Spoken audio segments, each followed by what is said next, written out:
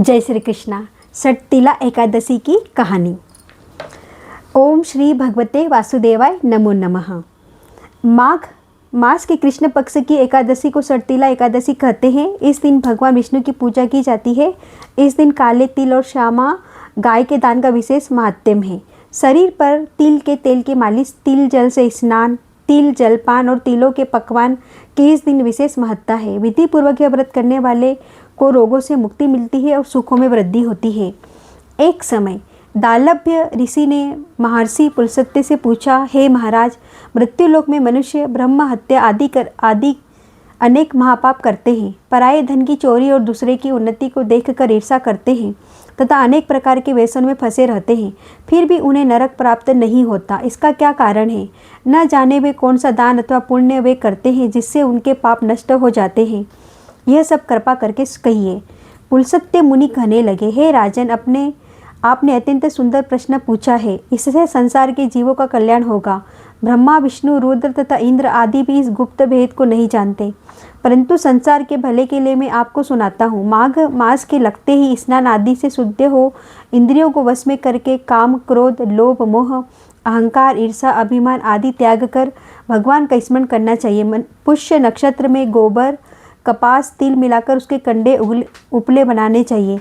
उन उपलों से 108 बार हवन करना चाहिए। उस दिन मूल नक्षत्र हो, साथ ही एकादशी तिथि भी हो तो और भी श्रेष्ठ हो। स्नान आदि नित्य कर्म क्रिया से निवृत्त होकर देवाधिदेव श्री भगवान विष्णु का पूजन और एकादशी का व्रत करें।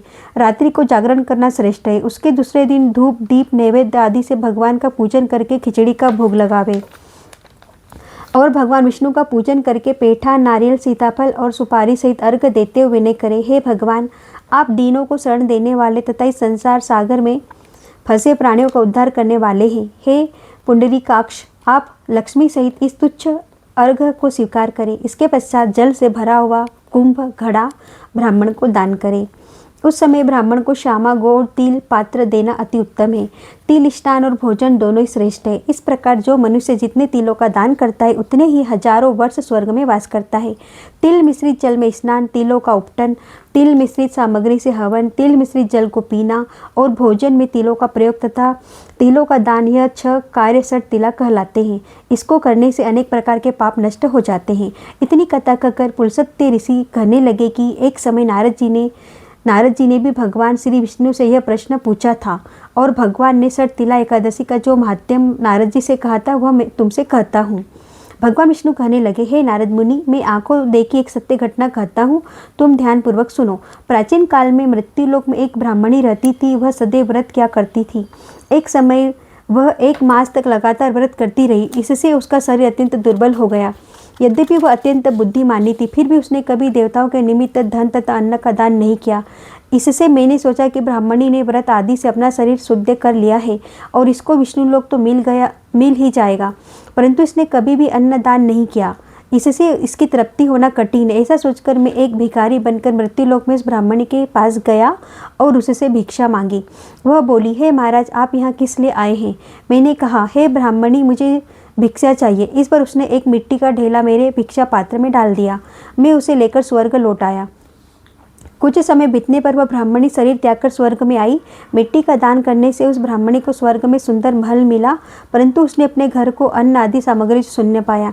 तब वह मेरे पास आकर बोली, हे भगवान, मैंने तो अनेकों व्रत आदि द्वारा आपकी पूजा की, परंतु फिर भी मेरा घर अन्न आदि से शून्य क्यों है? मैंने कहा, पहले तुम अपने घर जाओ, देवताओं की स्त्रियां तुम्हें देखने के लिए आएगी, उनसे षटतिला एकादशी का पुण्य और विधि सुन लेना, तब ही द्वार खोलना। भगवान के ऐसे वचन सुनकर वह अपने घर आ गई।